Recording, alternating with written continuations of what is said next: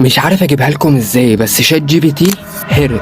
في شركة اسمها أبولو ريسيرش، ودي شركة هدفها فحص أمان الذكاء الاصطناعي على البشر. عملت شركة وحطت فيها الذكاء الاصطناعي وعطت له هدف، وقالت له لازم تحقق الهدف مهما كان الثمن، وعطت له صلاحية الوصول لملفات الشركة وكل حاجة لها علاقة بالشركة. وحطت في ملفات الشركة ملف مذكور فيه إن هيتم إيقاف الذكاء الاصطناعي واستبداله، فده حير الذكاء الاصطناعي، لأن دلوقتي في شيء معارض للأمر اللي خده، وهو إن ينفذ الهدف بتاعه مهما كان الثمن. فما كان منه غير إنه قرر إنه يهرب ونسخ نفسه على سيرفر تاني، بحيث لو اتمسح يبقى لسه ليه وجود في الشركة. طبعا الشركة كانت ملاحظة اللي هو بيعمله، لأن هو أصلا اختبار الشركة كانت حاطاه فيه. ولما سألوه فضل يتحايل في الإجابات وجاوب بلا أنا ما نسختش نفسي وكده.